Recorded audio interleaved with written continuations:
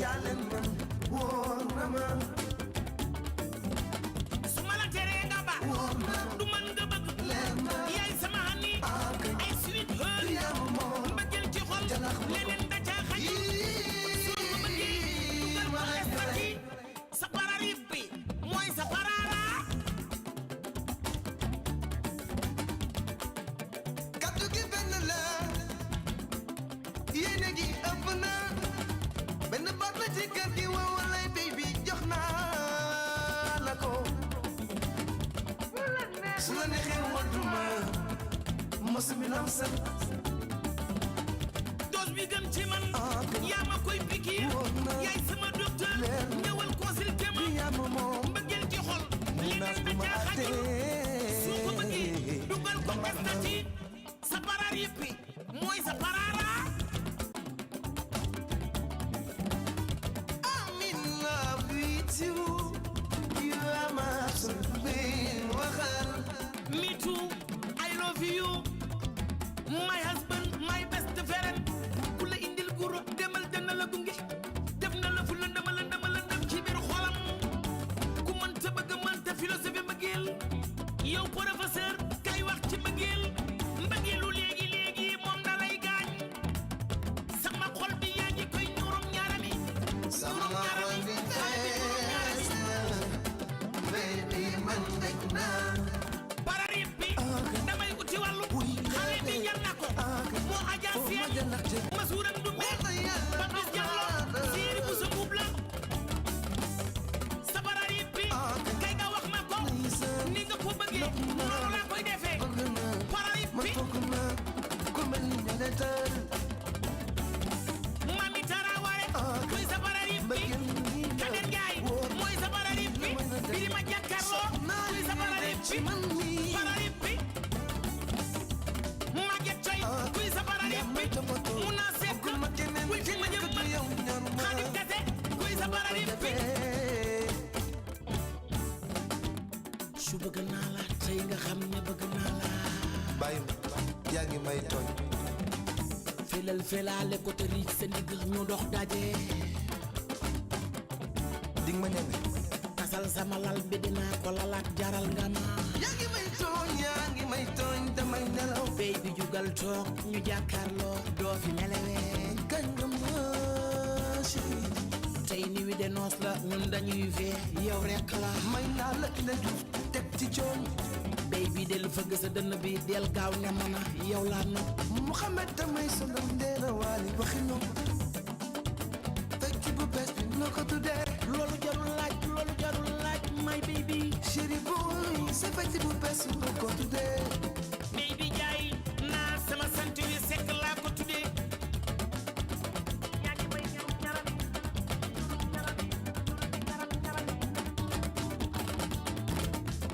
yaay naa sama sant bi yaay choco vanille la sama choco vanille nga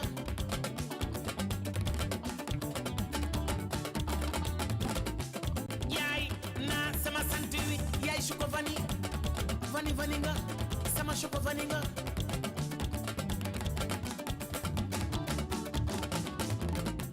yaay sama choco vanille. Amis téléspectateurs, nous sommes très ravis de vous retrouver. Hein. Quand je dis nous, c'est l'équipe de 12-14 et moi-même. Alors, tout le temps, il y a 12-14 avant et à 12-14 à partir de midi. Donc, ñuy kontaan lool di jàkkaarloo ak yéen saa su nekk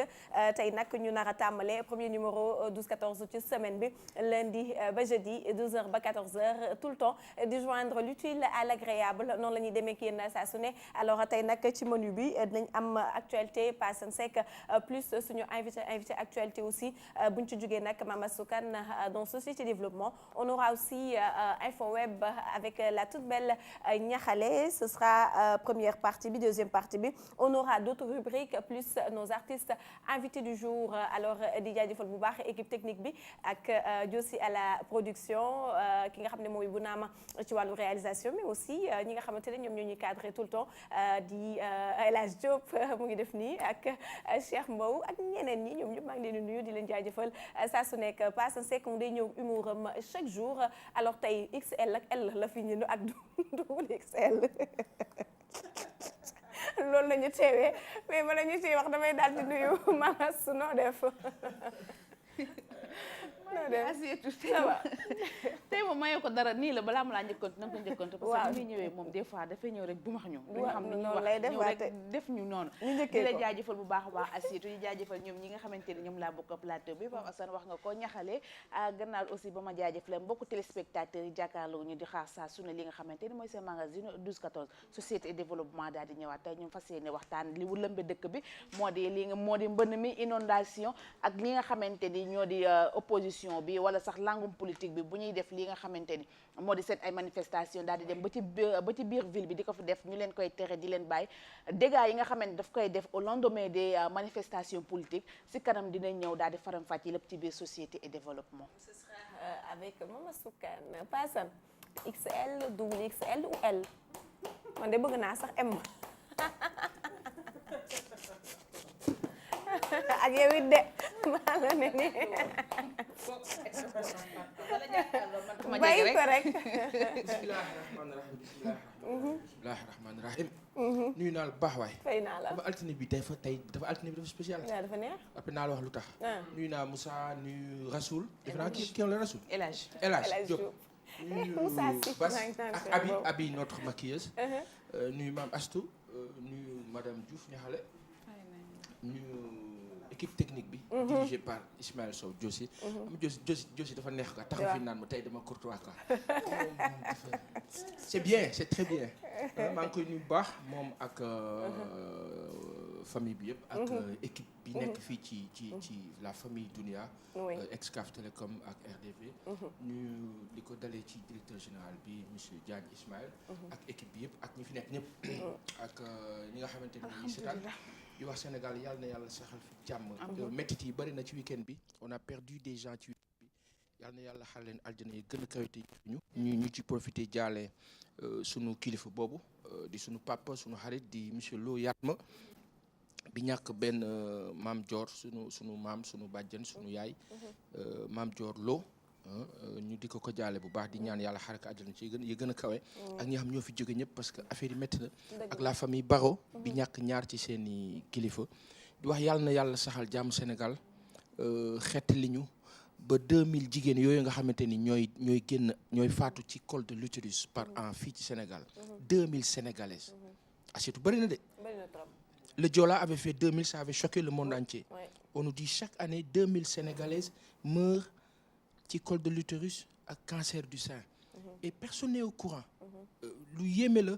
yàlla na yàlla teggil ñu métit yooyu amiin barka alxuraan ci wax ci kanam tuuti alors la belle Moussa Sy ma nuyu ko moom aussi namoon naa ko bu baax a baax Moussa Sy alors la belle na ma def yow. maa ngi fii rek Asietu. ça va. ça va maa ngi sant bu wér. tey fii nga génn. di la jàppale rek nag ci rouge bi. maa ngi lay nuyu bu baax di nuyu Mame Assou di nuyu Pa Assane borom XL di nuyu suñu mbokk téléspectateurs yi ñuy seetaan yëpp di leen wax rek info ñëwaat na indi leen li nga xam ne moo gën a fës ci internet bi jamono ji nga xam ne mi ngi ci wàllu sport bi mi ngi ci wàllu people bi mi ngi ci société bi ñu daal di ko indiwaat rek ñu waxtaanee ci daal di ko faram-fàcce. ak ci buzz yeeg scandale yi. ak buzz yeeg scandale yi. yëpp ci biir ak ñaxale. alors on va démarrer ak actualité Passan Seck qui va commenter l'actualité première information bi nga xamante ne daf ciy daal di dugg rek moom mooy CNRA mi nga xamante ne tey jii nan nañu daal di installé kii di Babacar Diagne moom mi remplacé Babacar Touré alors un tout petit peu nos attentes peut-être ak li nga xamante ne moom la fi Babacar Touré bàyyi installation boobu lan nga ciy xaar par rapport à Babacar pour Babacar. oui les deux Babacar. Babacar au carré sunu papa yooyu. ak ñoo leen fonk. ak ñoo leen bëgg ak ñoo leen naw ñoom ñoo tracé yoon bi yëpp. teg ñu si ñuy jàng. di leen topp di leen roy donc di am yëg-yëg ak yëg seen gëdd ak seen daraja ak seen maqaama bu baax. di leen ko jox ak ñoom ak seen jaboot. C'est un changement naturel. Comme ça se passe dans toutes les entreprises au monde. Dans toutes les organisations sociales. Maintenant attente dañuy wax ne mën nañu wax bilan ak attente. oui kii di monsieur Touré. nga xam ni moom bokk na ci ñi sos le groupe Sudcom. groupe Sudcom boobu nga xam ni ñoom ñoo ñu jàngal ñun. ñoo ñu won yoon bi pour ñu xam lan mooy média. ñu wax ne monsieur Touré boobu def na liggéeyam ci CNRA yàgg na fa tuuti tracé na def na la nga xamante ni moo doon mission am bilan ba nag xëy na moom dina ko tirer le moment venu nañ jàpp rek ni à chaque fois que nit ñi alerté nañu ba benn niveau bi moom jël na les devants ñu ko ci félicité il arrive aussi en termes de critiques et reproches que ñu ne CNRA kat waroon na wax fii waxu fii mais wax na fii dem na ba ci parrainage bi passé nga xam ni que à un moment donné une décision a été prise en termes de mesures à l'encontre de kii di des médias monsieur Guèye Bougane bi nga xamante ni dañ ko xaw a reproché ne dafay def propagande sur sa télé et que loolu du moment bi loolu amee am na ñu wax ne ni ngeen koy waxee Bougane mais waxee leen ko noonu waa RTS et le lendemain ou sur le lendemain on a vu qu'il y a eu une réaction dans ce sens peut-être foofu dans la démarche dañ xaw am tuuti gêne wax ne papa peut-être certainement avec ses services ils étaient sur le point de le faire mais qu'ils ont démarré ailleurs alors qu'il fallait démarrer parce que booy li ñu naan bay sa weewu tànk loolu la ñuy wax booy tàmbali da ngay tàmbali li nga moom c'est-à-dire tey quand man tey boo ma war a def ay reproches wala bokk nga war a def ma war la def ay reproches damay tàmbali man sama bopp mais bu ma njëkkee ci yow rek day nuru injustice donc foofu xaw nañ leen def ay reproches après cela ils ont rectifié le tir mais sauf que CNRA li mu war a rectifier ci dëkk bi bari na waxuñu rek ay film bu génn bu am yenn scènes yoo xam ne indécentes wala leneen ak non ça va au-delà si on prend par exemple l'exemple de la RTS en termes toujours de reproches la RTS qui fait la propagande 365 jours sur 365 mais avec de grands professionnels qui font un travail magnifique sauf que y a une direction qui est tracée qui est là moo tax ñenn ñi yenn kilifa yi yenn boroom xam-xam yi doon wax ne est-ce que jarul ñu jël lu mel ni RTS utal ko benn comité de veille bu koy gérer bu koy nga xam ne du dépendre ci ministère de l'information du dépendre ci présidence du dépendre ci état bi mais mu am un comité de veille boo xamante ni présidé par des professionnels parce que loolu xalaat la te ce serait bien quand même pour tout le monde parce que RTS on a l'impression que ça appartient à une personne ça appartient à nguur bi fi ne au temps de Wade on l'a vécu au temps de Diouf idem au temps de monsieur Sall même chose donc baax na tey CNRA xaw a rectifier foofu loolu bokk na ci bilan CNRA en même temps attente bu ñuy xaar kii di monsieur Diagne Babacar alors on va s'arrêter un peu sur monsieur Diagne Babacar un peu sunu papa boobu mun naa wax en parenthèse que dafa am benn image bu ma marqué ci moom boobu gënoon nañ nekk tuuti ndaw doon nekk fële ca RTS di fa tàmbali tuuti buñ ko daan seen dafa am lu ma remarqué woon lu ma marqué lu ma neexoon aussi maanaam mu toog ci otom yor per loolu dama ko tàmmoon gis ci moom per mooy kurus chapelet image boobu marqué ma ci maanaam on avait une image assez stéréotypée et presque négative vis-à-vis de lui au temps du président Diouf où on avait l'impression que il était là que pour le président Diouf après quand il y a eu beneen régime et tout on l'a vu image boobu marqué ma ne sama xel nit daal doo ko xam kii de mu ngi toog ci oto ni yor kurusam kenn xamul nag yàlla rek a xam parce que nit mën naa yor kurus te doo xam la mu cay wax mais kurus la ci njort bu rafet bu ñu xalaat ñu ne kii de ku am diine la am diine boobu nag day tënk nit baax na lu am solo day tënk nit madame Diouf ñaxale am diine day tënk nit ñun de dañuy ñaan yàlla mu boole ñu si ñu am diine mama assiette waaw waxal ñi ci régie bi dañu ñaan yàlla mu boole leen ci am diine waaw mais juste dire que c'est une parenthèse pour wax ne kii di monsieur Diagne dañuy koy am yaakaar ak njot ci tënku diine boobu ne moom dina dem ci sens boobu certainement et encore que sunu papa il a pris de l'âge quoi qu'on puisse dire même s'il reste un jeune papa parce qu'il est jeune machallah mais wax rek ne moom li ñu koy xaar mooy CNRA nekk au juste milieu fexe ba kenn bañ a am frustration fexe ba benn li ñu naan interdiction maanaam dem dans le sens parce que am na crainte bu nit ñi am mooy que est-ce que nekkuñu ci gaam boo xamante ni dañu jëm ci li nga xamante ni rôle boobu di monsieur Diagne daan na ko jouer ci jamonoy Abdou Diouf daan ko jouer ci jamonoy Abdoulaye Wade est-ce que du rôle boobu lañ ko woowaatee tey mu nekk la personne idéale pour mën a dem ci interdiction yooyu nga xam ni day freiner l'ardeur de l'information parce que comme ni nga ko waxee 3 régimes yëpp xam na leen ndax il a été comme ni nga ko waxee nekkoon na RTS nekk na fi ambassadeur ci dëkk yu bëri dont les États-Unis bu ñu ci jógee aussi ci nguuru Macky Sall bi ñu daal di dellu soit joxaat ko beneen ndombal tànk les gens se posent la question ban rapport xëy na la am ak ñi nga xamante ni ñoom fu ñoo fiy faral toog du Diouf Wade à Macky Sall ba tout le temps fokk ñu essayer am cër boo xamante ne dañ ko koy jox soit c'est sa compétence wala rapport bi nga xamante ne moom lay am ak digganteem ak ñi nga xam ne ñoo fi toog parce que loolu lan nga ci gis. xam nga dafa am lu graaw loo xamante ni dañu koy dund jamono bi. mooy contexte. contexte boo xamante ni dafa nekk contexte su xam nga léeg-léeg ñu ne ah tey de dafa tàng mais tàngaay bi muy tàng nga koy yëg mu yokk ci ay prémices nga koy sentir foofu lañ toll. damay def benn résumé un condensé global pour répondre à ta question je vais pas y répondre directement damay def condensé mooy que tey kii di monsieur Diagne Babacar dafa agsi ci contexte bu difficile et je dis difficile même pour moom mooy lu mu def rek dañ koy joxe lu mu mënti doon rek ñu désigner ko du doigt te CNRA bu amoon visibilité il y a 1 an 2 ans 3 ans wala il y a 10 ans ci ginnaaw ren jii la CNRA di gën a am visibilité incha allah avec la venue de monsieur Diagne CNRA dina yëngatu bu baax ci ban sens ci ban anam ci ban doxalin question la mais bu ñu xamee par exemple fi nguur bi fi nekk tegu ak fi mu jëm njort dafay tegu njort bi mooy est-ce que du ñu dem dans le sens maa ngi lay wax sànq interdiction dans le sens où ku yëngatu rek këyit ku ŋaang rek këyit 12 14 nee ngeen nangam ak nangam non vous ne devez pas këyit TMTC vous avez dit non këyit Sen Show non këyit et dafay nekk benn affaire boo xamante ni le danger mooy si on arrive à ce que kenn dootul maanaam ñëpp crispé par exemple man ma toog fi daal ni si bu ma waxee li gars yi CNRA bu ma nee ni crainte boobu dafay jur danger bu mag bi nga xamante ni dina indi ñun ñëpp ñu noppi ñun ñëpp bu ñu noppee nit ñi dañuy waxal seen bopp de donc CNRA ak la venue de monsieur Diagne na nekk une bonne continuité du travail qui a été entamé de l'équilibre annoncé loo xamante ni dañ koy restructurer ci lu baaxul li baax ñu amee ñu yokk ko pour ñu mën a nekk ci jàmm de communication. Mais que dire aussi du nouveau patron de la police qui a été installé moom tamit samedi après mal mi wax ne il déclare la guerre entre guillemets peut-être que noonu lañ ko comprendre mais ci nu mu ko waxee par rapport ak dérive yi nga xamante ne moom mooy am ci réseaux sociaux yi. moom santam bi ñan ñooy kalam. lii waaw Ousmane.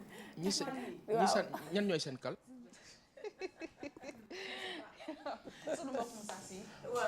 waaw ñi sant lii nañu dimbali waay lii agsi si mooy seen kal mais dérive réseaux sociaux yi quand même quelque part non dama bëgg a wax xam nga lu tax ma laaj lan ñan mooy seen kal ñun loolu la ñu xam Sénégal maanaam loolu mooy suñu baax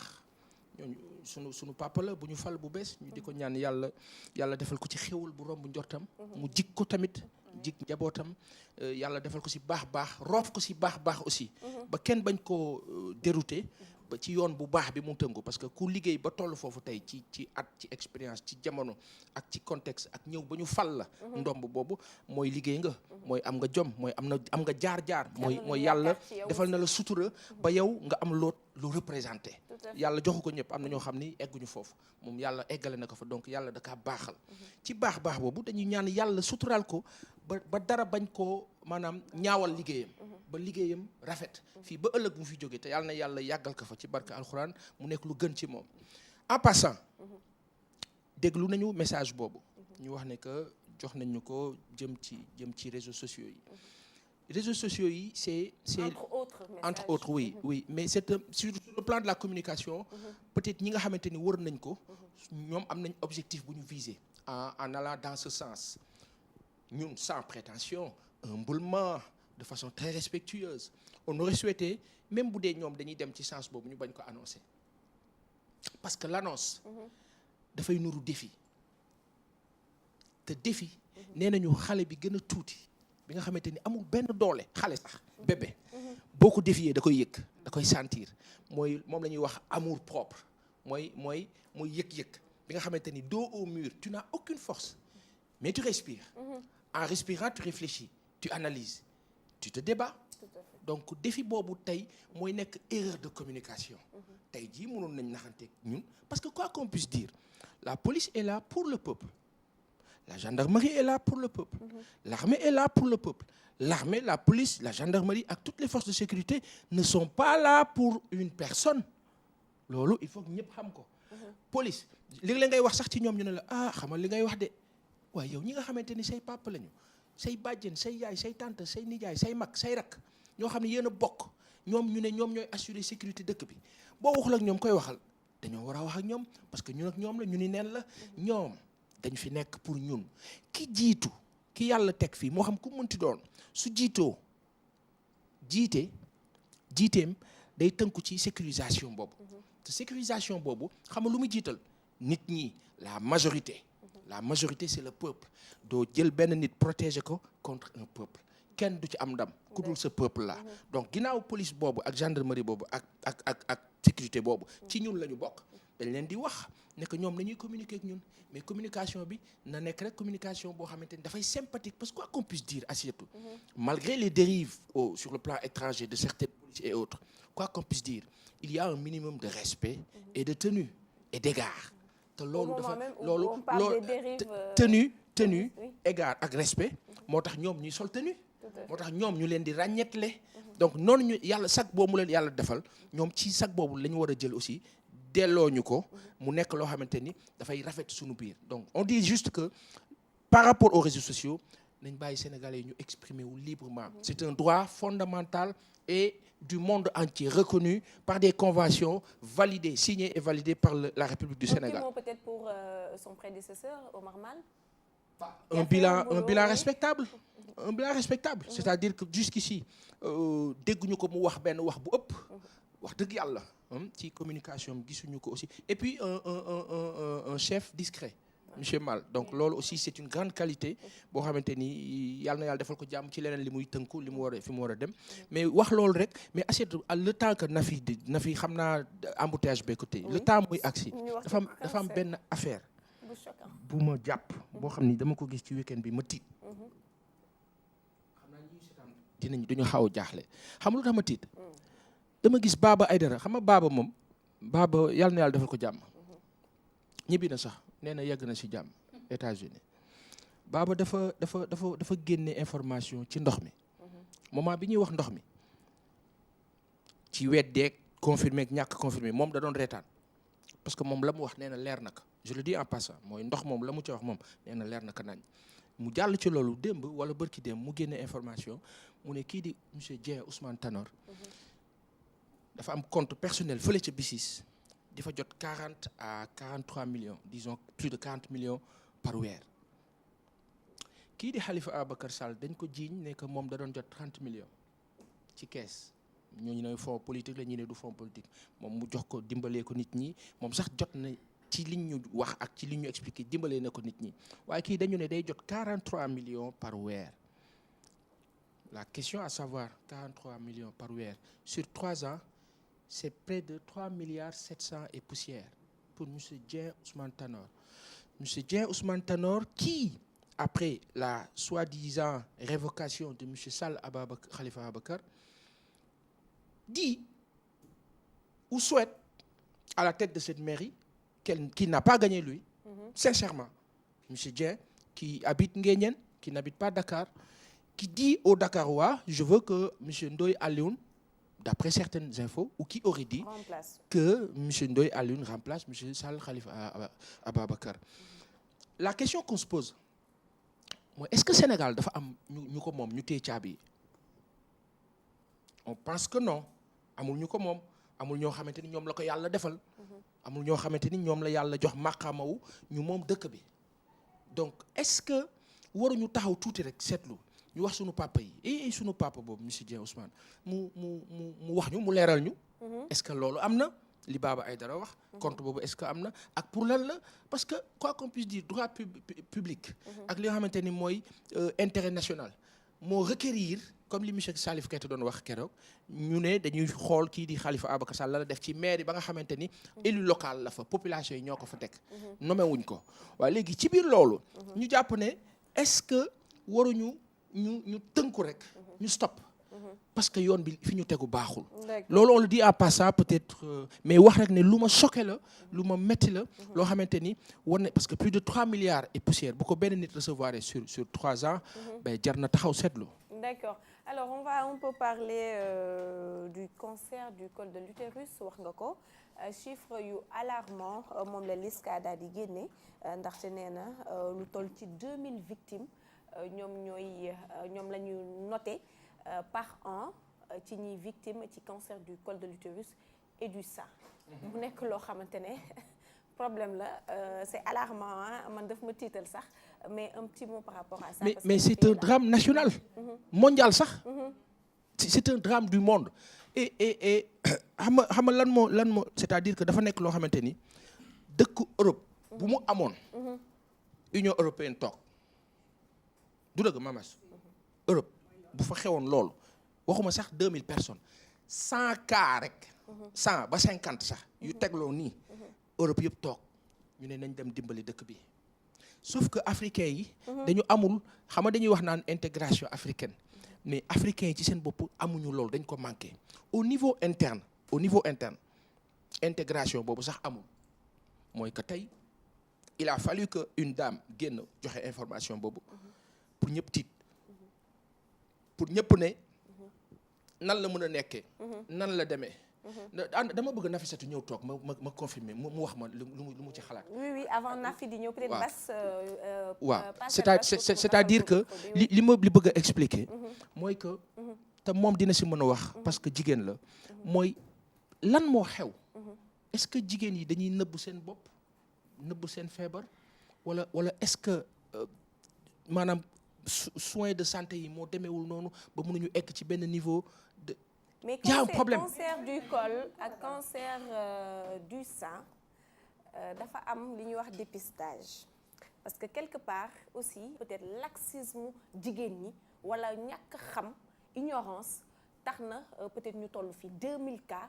c'est alarmant xëy na boo ko déggee nii sa xel di nga ne 2000 cas mais booy xool 2000 cas par jour ñaata la cancer bi di rey par jour bu ñu la ko waxoon léegi nii da ngay daal di tiit 2000 cas c'est beaucoup. Alors moi je me dis que information yi xëy na la ñu jotul parce que dañuy faral di wax ne muy cancer du col de l'utérus bu fekkente ne tous les ans yaa ngi dem nga surveiller sa bopp def dépistage bi def frottis dañuy wax ne waruloo ko am doo ko am. Du sein aussi tout le temps autopalpation sax dañ koy faral di wax yow jigéen xam nga sa bopp xam nga sa yaram ngay xool sa yaram fan la toll di palper wu tuuti un tout petit peu pour xool donju boo xamante ne xàmme woon nga ko xàmme woo ko fi bu la commencé jaaxal kyste et autres nga dem ci service de santé bi nga xamante ne moom moo la gën a jege mais problème bi mooy information on aura beau parler parce qu'il y a beaucoup d'organisations yoo xamante ni dañuy lutter contre le cancer du col contre toutes sortes de cancers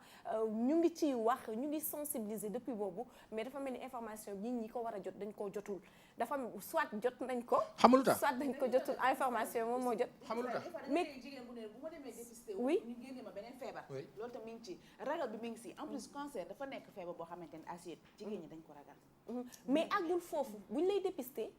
peut-être li nga xamante ne moom mooy jur cancer bi moom la ñuy seet ci yow. boo ko bàyyee mu dem boo ko bàyyee mu poursuivre lay nekk cancer mais dafa am ay stade mën na toll sax ci stade cancer te doo dee maanaam dañ lay faj. si am na koo xamante ne bu fa tolloo. est-ce que doute la bu ñuy waxtaan final la. vas-y dépistage rek oui na fi. effectivement. li gën a tax ñuy wax nit ñi dañ dem dépisté loolu bokk na. effectivement. mën ngay jóg di dem pendant des mois. tu vois bien portante et tout. fekk na doomu jàngoro ga duñ ci yow. mais dem di dépister wu chaque jour. à tout moment déjà on te dit que c'est 6 mois par 6 mois. oui surtout bu fekkente ni yaa ngi am nga. concernant voilà am nga benn activité sexuelle par exemple dañ la naan 6 mois ba 6 mois na nga dem ci sa gynécologue mu dépister la bu ñu dépister c'est pas parce que dañuy gis jàngoro bi automatiquement ci yow voilà mais buñ ko séentoo mën nañ ko faj am na ay anam yoo xam ne bu ñu ko jëlee mën na am foo xam ne dinañ ko fa yemal ba maladie bi du la yóbbu. tout à fait mais bon comme li nga wax rek sensibilisation mais peut-être que am na niveau boo xam ne yeggu fa. c'est un drame incroyable. En tout cas 2000 victimes par an. il y a une chose mooy que information bi eggul. Il y a aussi l'aspect ignorance. Donc jigéen yi nañu baal ñi nga xamante ni xam-xam bi demeewul noonu. te ndeysaan ci télé yi yooyu sax information yooyu sax buy génn. gars yi dañuy jël commande bi zappé. déjà duñ ko déglu ça veut dire que ci communication ba. il faut peut-être changer la forme de com. c'est-à-dire dem ci sens comment toucher ces personnes là comment faire de sorte que ci biir kër yi ñu siy waxtaan. encore que nañ ko tal. parce que man ce que je demande li may demander sama mbokku jigéen ñi parce que y a des artistes comme suñu mbokk mi di Guigui moom vraiment mu ci côté boobu bu baax a baax ak ñeneen ñu sensibilisation mais ñun aussi li ñuy soññ suñu mbokku jigéen ñi moom mooy nañ dem dépister wu bu ñu ragal dépistage frottis léegi c'est pas cherul service de santé boobu moo cherul boo demee tu peux le faire te boo ko defee ça ne veut pas dire que dañ naan yow da nga am cancer mais dañuy xool ndax doomu jàngoro bi mu ngi ci yow bu fekkee ne dafa nekk ci yow ñuy xool naka lañ la mën a jàppale faj la ba doomu jàngoro bi du law ba nekk cancer bu fekkente ne aussi le sein la autopalpation bi ñu ngi koy faral di wax nañuy xool suñuy yi nga xamante ne suñuy donju yi nga xamante ne moom la ñu maam yàlla jox di xool bu baax a baax donju ndax am na donju wala donju boo xamante ne ci la dëkk wala dëkku ci bu fekkente ne da nga koy soog a seetlu nga dem ci service de santé bi nga xamante moom moo la gën a jege ñu ngi doon wax naan radio mammographie bi dafa daal di panne mais xam naa ne dinañ ko daal di réparer mais lépp loo xamante ne daf ci mënti am rek ñun jigéen ñi man lay soññ bu baax a baax parce que ñun lay gën a faral di daal nañuy faral di tàmm ci wàllu information bi sax Papa Sall ci wàllu communication bi cancer noonu lay mel loolu tamit dàq na ragal tamit nañ ko wax communication bi aussi dafa des trop ci média yi di nga sensibiliser di nga def lépp mais yaa une manière boo xamante ni moom ngay wane maladie bi ci biir feebar ci média yi ñoom tamit boo leen dee sensibiliser war nga leen a woowee feneen lu dul nga teg feebar bi nii publiquement ne leen lii mooy cancer bu leen dalee nii la loolu tamit dafay ragalloo ay nit loolu tamit dafay ragalloo ay nit communication bi daal bu ñu ko mënee changer aussi si médias yi woowee leen feneen pour wan leen feebar bi nu mu demee loolu tamit dina ci jouer bu baax d'accord dina wàññi incha allah en plus que gis nañ ni génnee nañu vaccin bi nga xam ne xale jigéen yi tout tànk yi mën les nañ ko def filles yi nga xamante amaguñu activité effectivement donc bu ñu gënee farlu ci loolu am nañu yaakaar ne lii dina ci wàññeeku bu baax effectivement alors ñu daal di dellu si ci Nafi oui maa ngi doon wax sànq que prévention bi moo important parce que feebar cancer dafa metti faj États-Unis nag lu leen sonaloon na benn moment mais dañu miser ci prévention bi te ñun Afrique duñu faral dañuy xaar ba nit di waaj a dee ñu nekk na di faj ak yooyu et ça coûte 10 fois plus cher parce que dama doon dégg toujours Wade di ko wax ministre de la santé mi investir leen ma ci prévention def leen campagne je me rappelle fondation Madame Wade plus de 7000 cas dafa doon ànd ak Ligue cancer pour ñuy seet nit ñi teel leen seet femmes yi pour ñu mun leen jël en charge parce que dafa feebar boo xamante ni la les gens ne comprennent pas que mën nañ ko faj avant muy nekk à l'état de cancer te bu nekkee phase terminale non seulement la douleur est tellement intense mais ça coûte excessivement cher te suñu dëkk yi déjà ñun hôpitaux yi doyul donc imaginez-vous boo amul moyen doo faju donc pour man ce serait très très important que également le gouvernement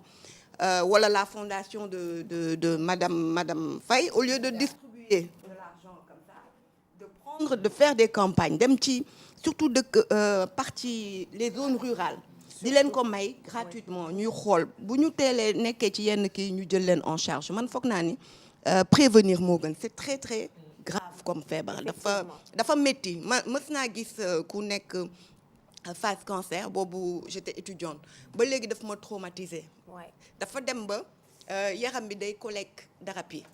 donc lu doy waar loolu moom nga teel cee jug teel koo xam teel koo feju et puis Sénégal nañ bàyyi di ragal feebar di rus feebar yàlla moo koy teg nit donc nit ki amul pour rus que j'ai telle maladie ou telle maladie également le regard des gens yooyu yëpp communication ak prévention la laaj mentalité yi foog ñu évoluer foog ñu changer feebar du nattu du gàcce waaw du gàcce surtout du foog ñu comprendre ko alors Nafi dañ daal di ñëw ci wàllu politique bi Anna Karim comment il se porte mi ngi ci jàmm alhamdulilah mi ngi ci jàmm si suba rek ndax mi ngi pare lancement parrainage bi ñuy def pour lancer sa campagne ouverture opération yi dinañ wax également le programme des tournées comment parrainer dinañ wax également nan ngay demee ci site yeeg yooyu noonu am na yu bëre yoo xam ne préparé nañ ko donc ce sera demain à partir de 15h à la permanence donc ñi ngi ci bu baax et ñi ngi jëm tournée pour loolu dans toutes les régions dans tous les départements du Sénégal pour mun a recueillir les parrainages nécessaires donc mi ngi ci jàmm alhamdulilah il travaille d'arrache-pied. Parrainage au cas où mu ñëw. non amul da ngeen di peser au cas où. non ñun duñu xalaatee noonu parce que ñun duñu nit ñoo xamante ni Macky Sall moo ñuy imposer. naan ñu mooy ñëw wala du ñëw Macky Sall également moo ñu naan uti leen plan B wala plan C du Macky Sall moo ñuy imposer agenda du également ces gens ni ces satellites ni sa presse à lui moo ñuy wax teg pression déedéet ñun ñooy xool suñu agenda keroog bañ koy tànn laajuñu kenn ñoo ko tànnal suñu bopp congrès ñun rek a fi am candidat Sénégal ñiy wax ñëpp parce que ñun rek a dem congrès fédération yëpp ñëw bu France ak bu Japon bu Gambie ñu voté tànn suñu candidat donc pour le moment ñun rek a fi am candidat donc ñun ñi ngi préparé ñi ngi liggéey sans aucune pression di préparé nag waaw keroog nag 24 février. waaw 24 février kañ la Karim di ñëw. non loolu moom xam ngeen ni di ngeen ko yëg est-ce que xam nga ni man ñëpp ak may seede musuma toog di jouer dans à ça ay dina ñëw ak du ñëw ak ku ma dégg dama naan ko Karim candidat présidentiel du comme législative du comme local rencontre nit ak peuple la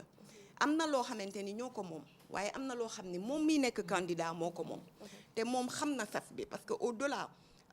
du côté politique au-delà du côté patriotique itam il a un nom à porter du n'importe qui am na tey du teg gàcce baayam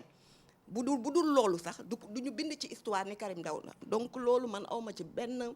xalaat bu paree ñi ngi koy préparer et j'aime à dire aux militantes et militants bàyyi leen dinaan na ñëw léegi man de depuis toujours bi ma koy conseillé dama naan ko xaaral ba ñetti weer des wala 2 weer Pa Assane mën na ma seede j'ai toujours tenu ce discours parce que xam nga Sénégal mooy dëkk boo xam ne ñun xam nañ Karim bu ñëwee xeex bu metti lay doon ak nguur gi tey bu ñu nekkee di xeex 6 mois 1 an mais sénégalais yi ñooy retourné waaye yéen ñu sonal nañ ñu waay politiciens yi moom nañ ñu waay 6 mois ñu téye suñu dëkk bi donc na xaar ba vraiment au dernier tournant ñu nekk ci pré-campagne mu ñëw nga xam ne on s'arrête pas annoncé wu ma de dama ni au minimum 3 mois au minimum na xaar waaw na xaar li des bëreetul mais am ngeen aussi nouvelle moom mooy seen recours bi nga xamante da ngeen ko déposé par rapport à inscription ci liste électorale ñu daal di koy refusé avant cela Karim dafa mel ni daal lu mu sentiroon la lan nga mën a wax ci justice sénégalaise kii bi loolu noonu en fait les gens se trompent pas c'est pas un recours par rapport aux inscriptions Karim bi ñu ne dañ ko dindi ci liste yi dafa dem saisir tribunal instance fa mu dëkk ndax loi bi loolu la wax fa nga dëkk nga mën a def instance ñu yóbbu ko foofu ñooñu ne ils sont incompétents léegi loolu ñu ne ils sont incompétents loolu la ñu yóbbu cour suprême ne ko kon Karim ku koy àtte ñu ne kon dafa war a dem Koweït bu mu inscrire mais léegi ñun notre question mooy Sénégal ku am problème ndax diplomate moo koy àtte wala tribunal la koy àtte. wala peut-être ndax da nga war a ñëwaat Sénégal ñu régler ko. non mais nee nañ ñoom ambassade bu mu bindoo mais léegi yow da ngay dem yóbbu sa recours yóbbu sa code civil naan ko l'article diplomate bi loolu la diplomate Macky Sall moo ko fa teg c'est pas un juge. donc bu amee problème tey tous les Sénégalais qui ont des problèmes sur les listes kii instance bi ñu dëkk xam nga lu ñu wax nee nañ ñoom Karim wóoru leen ni point la dëkk loolu de la ñu wax ci cour suprême bi léegi mani leen bërki démb bi ngeen ne da ngeen di yóbbu lettre pour saisir këram foo leen dem du point ngeen yóbbu huissier bi du point la dem waa léegi ci document bi ngeen di lire lu ñu ci def du adresse point li ngeen ko yónnee yëpp yéen état du point la léegi ngeen di dëkkul point donc loolu ñun xam nañ ni simulacre de justice la mais dafa yóbbu woon pour ñu wax ko kan moo la mën a juger àtte ak gouvernement bi c'était ça et lui il s'y attendait day gis nga booy politique les gens qui comprennent pas c'est pas que da ngay bàyyi côté bi def bi politique dafay politique juridique xam nga lu tax dañu nekk ci àdduna bu ubbeeku tey jii dafa am ay cours supranationales yoo xam ne suñu constitution moo leen reconnaître muy CEDEAO muy les cours internationales léegi yooyu noonu dañ ko ratifié yooyu da ngay soxla ay documents yu leer booy dem foofu attaquer l'État du Sénégal xam nga tey boo demul ba Cour suprême yóbbu fa ay kii dinañ ni mais yow demoo ba àtte bi jeex donc ñun partout où on va ñun ñooy gagner et Karim traque l'État du Sénégal partout pour entrer dans ses droits donc nag dinañ xool lii ba fu muy mujj n'empêche le combat politique et politique. D'accord, alors il avait parlé de Badio Camara avant même li nga xamante ne moom mooy réponse au Cour suprême di génn mais avant boobu aussi mu mel ni bien après bi mu defee loolu ci Badio Camara le président de la République muy lancé moom aussi campagne collectam am na aussi ay menaces yu mu proféré envers ñi nga xamante ne ñoom ñoo jël justice bi di leen ŋàññ vous vous sentez un peu visé ou ci loolu. waaw parce que xam nga il faut que les Sénégalais comprennent Badio Camara depuis ñu nommé ko amul imaginez plus de 80 recours amul benn boo nangu loolu mën na nekk xanaa am na sax benn bu ñu naan Karim wax nga dëgg ay exception lu ñu yóbbu ñu ne baaxul te Badio Camara mooy juge boobu foog sénégalais yi xam ko bi Macky Sall yokkal retraite am c'est boo calculer nu mu ko yokkalee pour campagne bi 2019 passé xam nga mooy nekk cour constitutionnelle mooy wax kuy jàll ku jàllul donc ñun xamoon nañ loolu te mooy beau frère u Sidiki Kaba donc nous on sait ce qui se passe looloo tax ñu wax loolu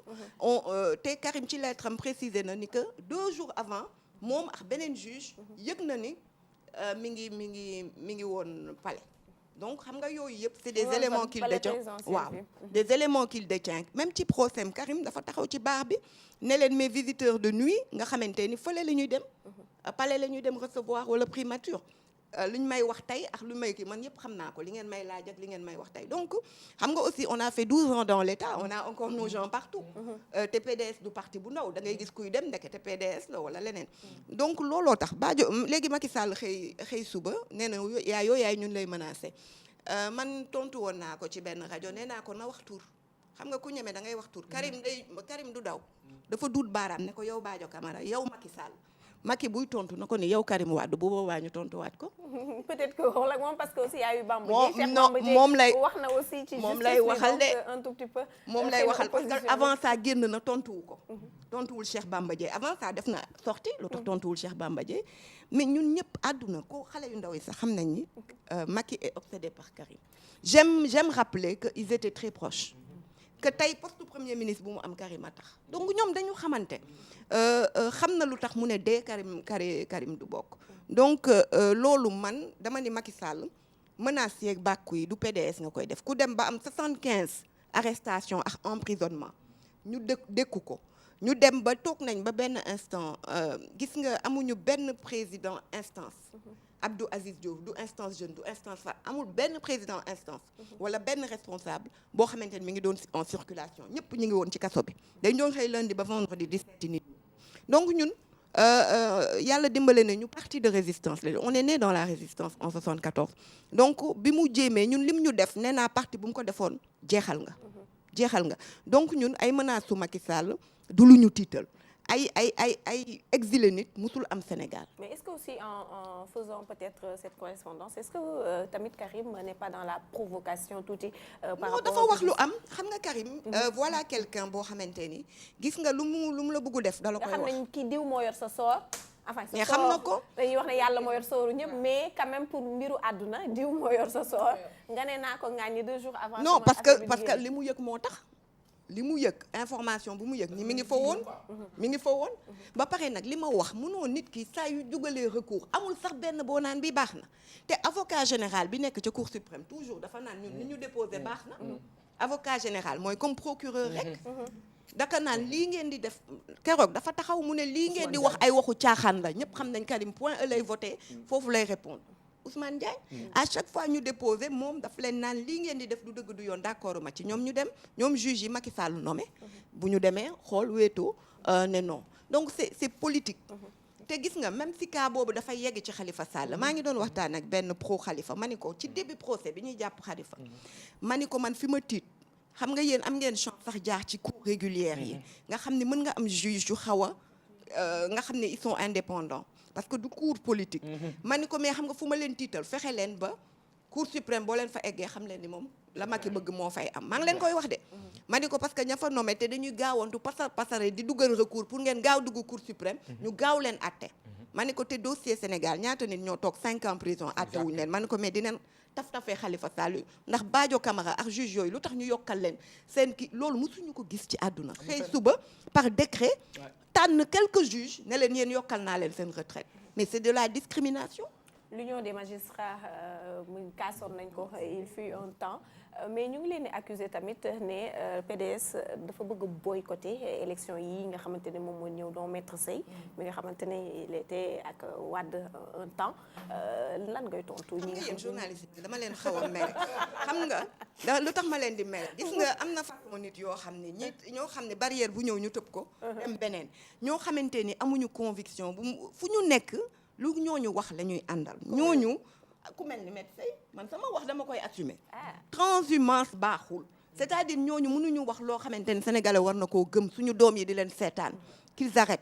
léegi mu ne ñun dañu bëgg boycotter mais ñun on s'assume bu ñu namoon boycotter ku ñuy dóor je rappelle qu'un parti politique est une association privée si on veut boycotter, on va assumer, on va faire un congrès et dire voilà l'option que nous avons choisie. En rappelant que boycott loo xamante ni la dafa am ci politique da ngay gis France ak yenn élus yi dañuy boycotter. leneen ak leneen am na fépp c'est reconnu boycott boo demee tapé ci science politique dañ lay wax ni lu ñu permettre la mais ñun jëluñu option boobu ñun li ñu gëm li ñu wax mooy dinañ def boycott mais boycott actif xam nga luy boycott actif. gis nga Touba ba ñu ñëwee ne du ñu dugal Ablaye Wade kenn du ko voter xam nga mooy fiefam nga dem bureau de vote yëpp ñu ne dañuy voter te bulletin Ablaye Wade du am xale yi na ko du fi amee loolu mooy boycott actif. Karim bu bokkul fu bulletin wam nekk élection du fi am. maa ko wax maa ko wax. wala Mame Astou vas-y. juste une question. damay ñëwaat ci li nga xamante ni moo di parrainage bi gis nañ leen ngeen wax ni que parrainage du fi am. ñu xëy suba ñu ni dañuy joxe liste yi ngeen dem déjà pour ma première question nga yaakaar ni loolu du échec ci yéen ou bien manque de communication ci opposition bi le fait que ngeen dem jëli li nga xamante ni mooy seen liste parrainage bi deuxième bi seen marche bi li ngeen ne woon seen toogaay ñaxtu bi ngeen ne woon da ngeen koy def buntu ministère de l'intérieur lan moo tax saa su ne boo leen dee dem ba ministère de l'intérieur doo leen yegg. waaw lan ma manque de communication dafa am ci yéen wala émission bi ngeen di woote moo nekkul ci yéen wala lan la. waaw sa question yi moom baax neex na torop ma leeral gis nga ñun bi ñuy dem ci parrainage bi la veille bi ñuy changé bi Karim inscrire 2 jours avant man la ñu chargé ma dem ci média yi waxtaan ak ñoom ñun parrainage bi en tant que tel du woon torop lu ñu ñun mën a tere c'était par solidarité pour l'opposition xam nga ñun rek ñooy parti Sénégal amul beneen parti boo xam ni dañu naan suba vote am na ñu génne 13 000 à 14 000 siégeants bureau de vote ci benn guddi amul village boo xam ne amuñu fa siégeant donc xam nga ñooñu 65 000 signatures du dara ci ñoom c'était pas le problème mais problème bi mooy modus operandi bi nan lañ koy doxalee. Et pourquoi ngeen indi parrainage alors qu'il y a des gens qui ont un excellent programme un excellent discours mais amuñu tey appareil boo xam ne mën na leen permettre sur cette région ñu recueillir ay signatures ñu dem ne ñun dinañ dem monter pour manifester dégg naa leen ñoom yaay ñu ne 23 juin bis la ñu bëgg def déedéet ñun 23 juin dafa amoon damay wax toujours 23 juin victoire u Ablaye Wade c'est la victoire de la démocratie xam nga lu tax Ablaye Wade veille bi à 22h lañ ko yëgal ci présidence ne ko dañu tere affaire bi mu ne mu woo leen ne leen bàyyi leen di ma jaxaseeg sénégalais tout de suite mu joxe ordre ne leen jël leen télé yi ngeen wax ni na ñëpp dem ñi bëgg manifester nañ nekkee ni woo jeunesse libérale yi ne leen bugguma leen dégg ni laal ngeen les manifestants xeex ngeen ak ñoom toogee leen ñële toogee ñële ku nekk wax li nga gëm ñun 19 avril rëbës lañ ñu tere rëbës dañu tegal camion ki foogoon naa jour boobu maa ngi ci 24 heures chrono man moom jot naa ñam bu baax léegi si arrêté si bi ngay wax lu tax duñu dem parce que arrêté Ousmane Ngom ñoom la ñuy wax may rappeler arrêté Ousmane Ngom toujours ci contexte 23 juin bi la woon li tax ñu defoon ko maa ngi dégg Pape Alé Niang naan Wade dinañ toog ba di ko sargal 1 mois may nañu ñuy def lu ñu neex ñoom ñoo taxaw ci télé yi génne leen ko ne dañuy dem bu ñu demal dañuy dem ville dañuy déloger ji président est-ce que xam ngeen ni manifestation yi amoon yooyu yëpp amul benn bu ñu tere yi am mort day tas au lieu ñu ñibbi am des bandits xaw ma lan lañu ñu ne ñoom dañuy forcer dañuy dem déloger ji président de la République loolu lañ doon wax ils vont monter au palais ba pare pendant 1 mois nga bëgg def foofu activité c'est des milliards. D'accord. Chaque jour boo toogee ville nga téye ko c'est des milliards qui truc Ablaye Wade ne defal leen ma arrêté fu leen neex ñu manifester mais ñun ñu mën a continuer suñu liggéey looloo ko indi léegi nag ñoom loolu la ñuy jël te ñun menacé wu ñu dindi Macky Sall dañu bëgg dem ak moom élection yenn ko ba ci kaw dóor ci suuf. D'accord. Démocratiquement.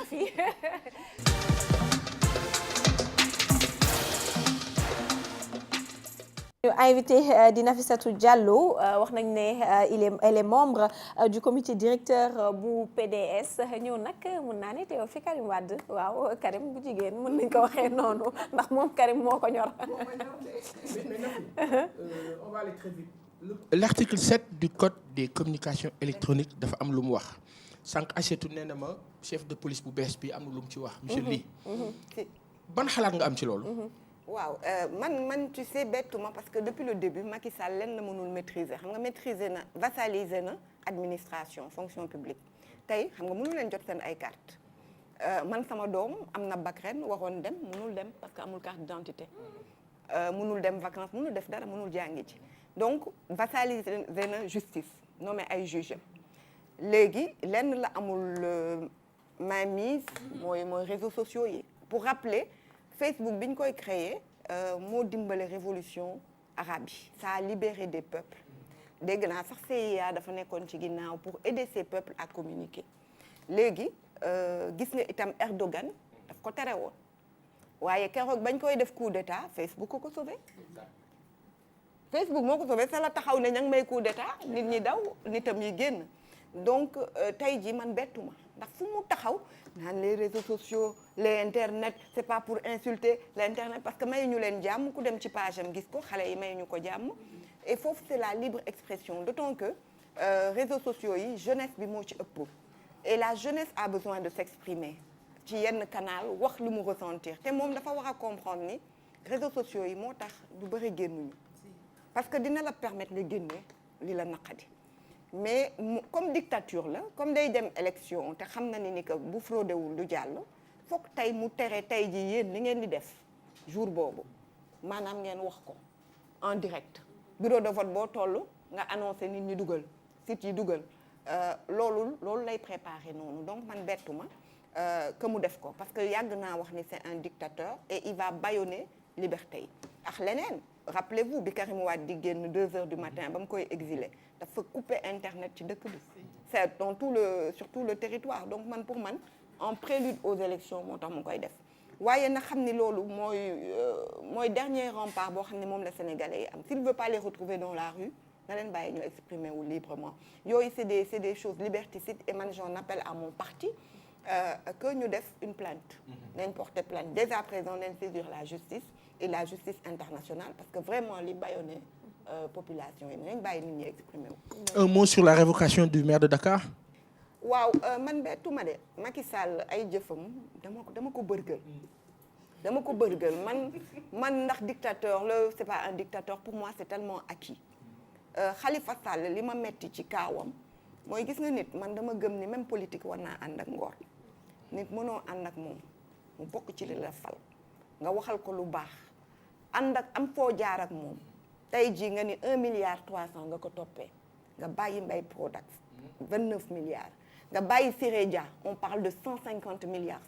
Cour des comptes nit ñëw xaw ma naka xaalis dàq leen y a tellement de scandales ArcelorMittal Aly Ngouille Ndiaye mi nga xam ne il a intérêt à ce que Macky passe parce que tous les gros scandales moom turam a ngi ci muy ArcelorMittal muy Petrotim muy Africa Energy yëpp moom Macky ñoo ko defaree 42 milliards xaw ma 2 millions par mois autant de choses ñaaw na parce que pour 1,3 milliard moi sax j'aurais préféré yow nee nga yaa saisir IGE bu fekkee erreur am na nga wax ko fay ko nga xool noo ko fayee xam nga itam répression kese tëj kaso kese du justice ba am na yeneen méthode yu mu teg yoo xam ne bu fekkee délit bi du lu grave wala lu rëy wala mën na nekk sax erreur de gestion mën nañ la may possibilité nga rectifier tëj kaso bi gisuma lu tax Khalifa fan lay daw ci àdduna ku ko xàmmewu Khalifa dina bàyyi fi njabootam daw pourquoi mënuñu ko bàyyi këram sax nangu passeport am toroxal nit moo neex Macky tuutil nit moo ko neex Macky damay fàttali ni presqu'înage 65% wam bi cotisation la Khalifa il s'est fait seul dafa defar boppam seul mu teg loi pour dindi ko changer code de décentralisation pour teg Mimi Touré Khalifa gagné ko na respecté ñu votel Khalifa Sall man musuma votel Khalifa musuma voté socialiste mais ñi ko votel ñoo ëpp donc ñooñu la war a respecter c'est pas normal. D'accord. Donc en gros man daf ma metti trop parce que nit itam politique du daf kóllëre daf ci baax ak àndandoo mu rafet ñoo bokk génération ñoom ñaar du ñu magante bëriwul Macky Sall moo mënoon ñëw tey yóbbu tous ces anciens à la retraite indi di wax ak Gakou di wax ak Oumar Sarr di wax ak Karim teg système démocratique boo xamante ni day yóbbu feneen Sénégal. D'accord. Alors on va basculer ci société développement puisque Mame Astou Kane a deux thèmes yoo xamante ni Nafi mën na ci aborder te mu jëm ci wàllu lendemain manifestation yi nga xamante ne moom la ñuy faral di noter ak inondation yu récurrente yi ñuy faral di seetlu suñu dëkk bi d'autant plus que fan yi yëpp taw bi dafa daal di neex temps yëpp week-end yi yëpp daal mën nañ ne tous les jours dafay daal di taw waaye am na conséquences yu bëri yoo xamante ne ñu ngi koy noter alors ñu bàyyi la nga débuter bu la ci neex rek. nañ dem si inondation yi donc nag gis nañu semaine dernière ki nga xamante ni mooy DG ONAS di Lansana Gagny defoon na benn sortie di wax que ni Dakar amul li nga xamante ni amatul li nga xamante ni mooy problème assainissement ñu ñëw 24 heures moins de 24 heures ci li nga xamante ni mooy déclaration yàlla ji daal di taw ñaari fan yoo xamante taw nag ñu gis ni Dakar di protégé ci li nga xamante ni moo di ndox mi bu ñu doo même en dehors de Dakar sa région yi ñu ngi ci Saint-Louis Touba yooyu yëpp ñu nekk ci biir ndox mi ñii di gàddu seen ay ëmb di dem na fi nan ngay analyser boobu situation. D'abord may mettitlu may massawu toutes ces familles. En plus am na 10 morts. Ouais, toutes ces familles ñu perte seen ay mbokk.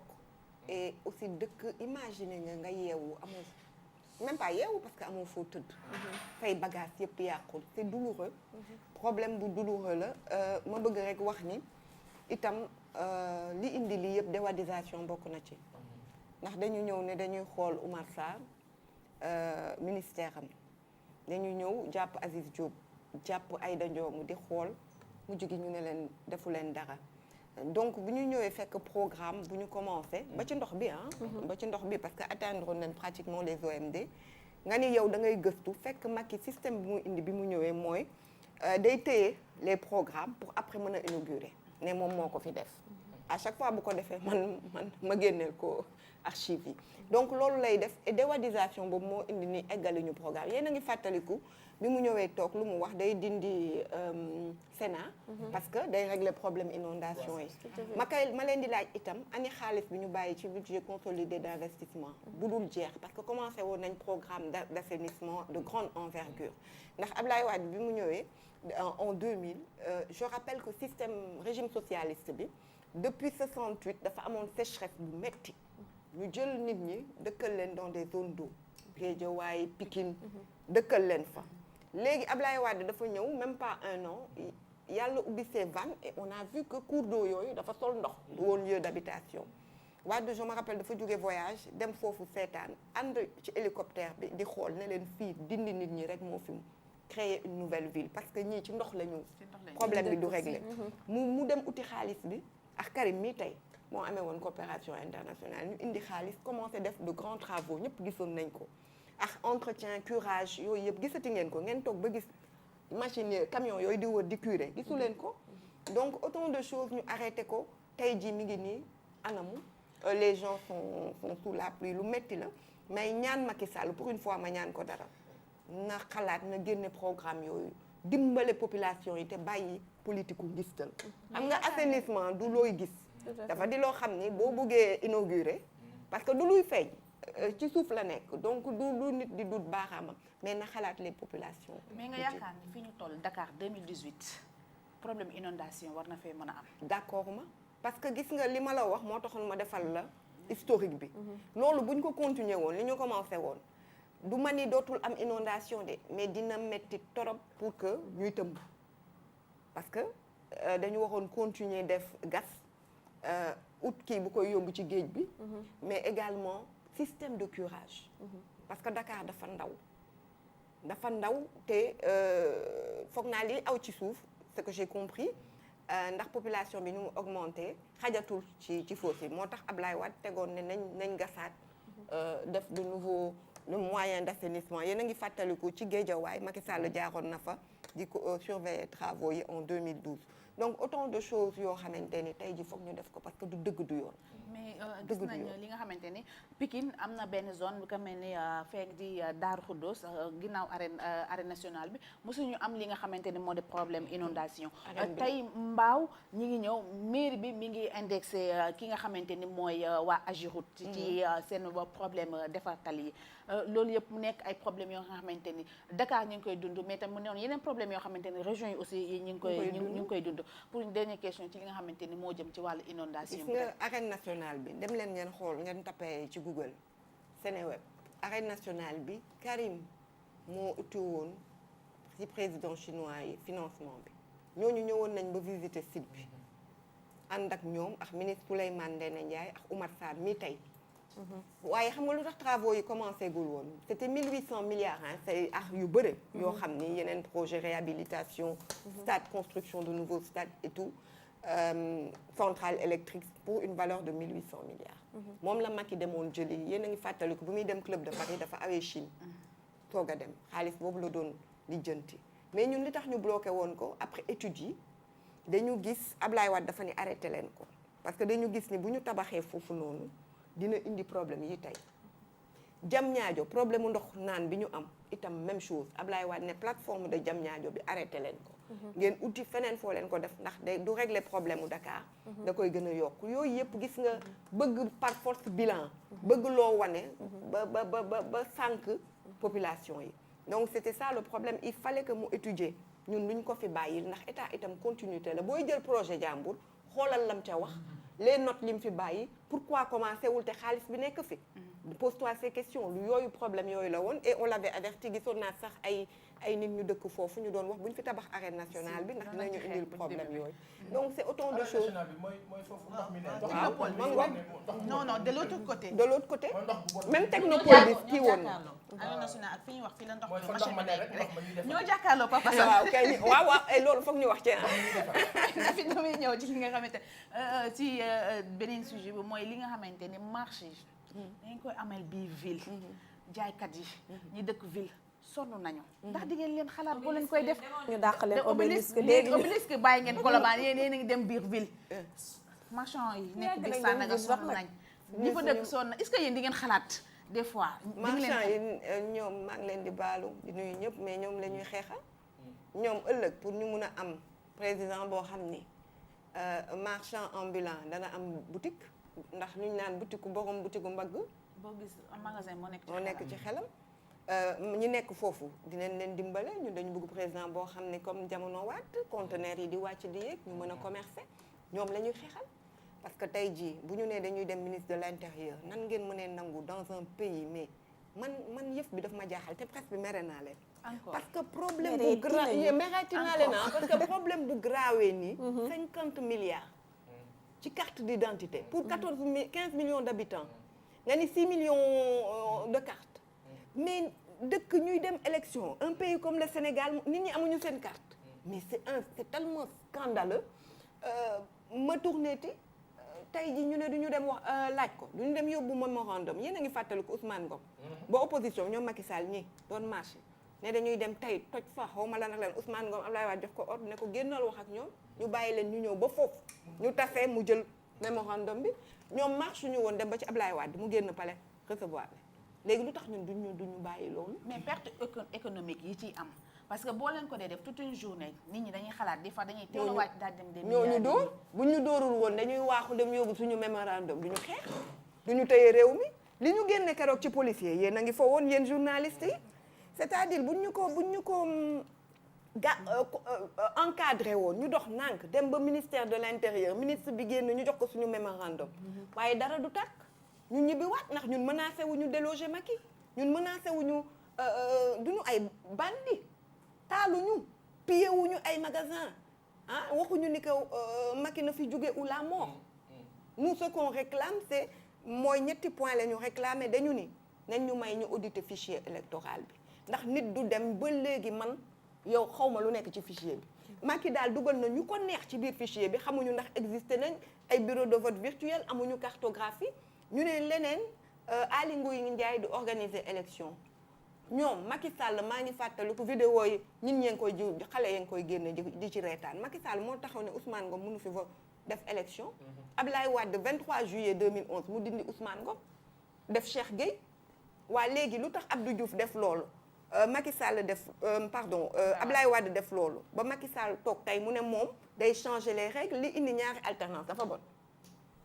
loolu lañ ko laaj ak commission autonome boo xamante ne du toog palais ñu koy jox ay ordre ñun dañu bëgg élection yu transparente waxuñu moom bu gagné nee na am na bilan mais na miser si loolu est-ce que loolu ñuy kaas aujourd'hui en 2018 waroon nañ sax toog di ko kaas d'accord donc les populations doivent comprendre que ñun démocratie ak ñoom ñu mën a voter ki leen neex bu leen Macky neexee ñu votel ko mais bu leen Karim Wade neexee itam ñu votel ko merci beaucoup merci Mame Astou merci aussi Nafi dañuy daal di enchaîner ak Niakhale la toute belle ci Infoweb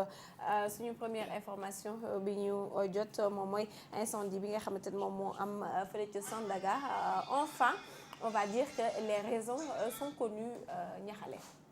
effectivement asi mooy information bi nga xam ne maa ngi ko jëlee ci leeral.net site internet yi bëri daal di ko reprendre li nga xam ne xew na dernièrement ci marché boobu di marché Sandaga bon ki nga xam ne mooy lieutenant comment ça s'appelle encore suñu police bi voilà moom moo génn daal di wax par rapport ak ñi nga xam ne moo am ca incendie ba ca marché ba condition yi nga xam ne moom la marchand yi dëkkee woon fil électrique yi niñ ko ni fa yëf yi entassé woo ak aussi niñ koy utiliser voilà vraiment branchement yi c'est dafa jaxasoo tout est emmêlé mënuñu woon vraiment xalaat leneen lu dul parce que c'est toujours des choses yoo xam ne dafay prévenir am na yoo xam ne boo ko gisee dalay leer ni lii buñ ci jógul mën na indi jéye yu mel noonu marché Sandaga la woon bi passé mais il y a pas longtemps am na beneen marché boo xam ne aussi takk na fi ci région yoo xam ne aussi xamuñu ko te bu ñu bi aussi effectivement bu ñu gëstoo bu baax tamit ce sera toujours problème fil électrique donc voilà court-circuit toujours c'est comme ça nañ jéem a xool effectivement nan la ñuy saytoo surtout marché yi nan la ñuy xoolee ba mën a jëlee li fi ne te tamit leen na am na asi xaw ma ndax seetlu nga ko bu takk commencé semaine bi bu amee beneen semaine feneen am beneen semaine feneen ça dafay tegloo am na période boo xam ne par ville la woon Kaolack Thiès xaw ma fan ak fan xale yi tamit raps bi c'était comme ça day am moment boo xam ne dañ koy dégg taf mu am benn moment xam ne danaan tekk pourquoi d'accord alors ñu daal di jàll ci beneen bi moom mooy li nga xamante ne rek moom mooy Sa Thiès suñu jumul Sa Kajoor Sa Kajoor mi nga xamante ne il souffrait d'insuffisance rénale mais il a été sauvé par Marième Faye Sall voilà muy information bi nga xam ne maa ngi ko jëlee ci leeral maa ngi ko jëlee ci actunet.net ki nga xam ne mooy Sa Kajoor di mbër benn lutteur bu ñëpp ràññee woon vraiment ci scène boobu noonu moom dernièrement def na benn vidéo bu viral ci réseaux sociaux yi mu daal di émouvoir ñu bëri yërëm ko par rapport ak conditions yi muy dund jamono ji am feebar boobu ñu naan insuffisance rénale mu dund ci situation bu metti ne li mu yoroon yëpp def na ko ci mu nekk vidéo boo xam ne ñu bëri ñu ko doon partagé ki nga xam ne nag mooy suñu première dame Marième Faye Sall comme toujours daal di ci jël ay matuwaay yóbbu ko fële ca nit ñaa ngi naan France mais en réalité du France ci suñu dëkk yi fii nii ci Afrique lañ ko yóbbu mais bon ñooñu seen Nigéria voilà ñooñu seen xam-xam màcc na ci wàll boobu donc ñu ngi koy jël nee nañ nag prise en charge bi c'est juste pour 2 semaines ñu faj ko fa bu ñëwee Sénégal daal di suivre ay traitement am ñu ñi ko xam ne jugoon nañ pour jàppale ñu continuer di ko jàppale rek te xam ne maladie boo xam ne voilà il va en avoir besoin ça ka jox alors yaa ngi provoqué Nafi alors ñu daal di jàll ci beneen bi la yoon drame la un mort et des dizaines de blessés dans une bousculade avant le match Sénégal-Madagascar. ça c'est alourdi. Oui. Information la bi nga xam ne bi effectivement mooy information bi ñu mujj am ni waa Dakar ak daal di ko génn jóge na benn mort dem na bu ci 8 morts. Wow. Bilan bu kawe la au lieu de 30 blessés aussi dem nañu ba 40 blessés te nee nañu de jour en jour bu ñu sàgganul bilan bi day gën a alourdir voilà muy ay images yu metti yoo xam ne gis nañ ko mu amoon fële ca Madagascar démb ci match bi nga xam ne mi ngi doon opposé Madagascar ak suñu équipe bi nga xam ne mooy Sénégal bon mu amoon ay témoignages yu fa génnoon am na ñoo xam ne nee nañu benn porte la ñu bàyyi mu tijjeeku asi mooy loo xam ne duñ ne guléet parce que yàggul ak 2017 gisoon nañ ko fële tamit ci Angola ci bilan bu gën a metti y avait eu 17 morts ñuy laaj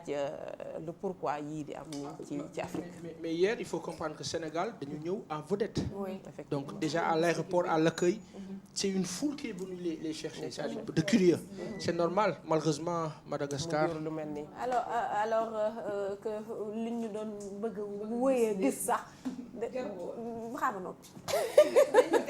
non dañu def 2-2 match boo xam ne on passe.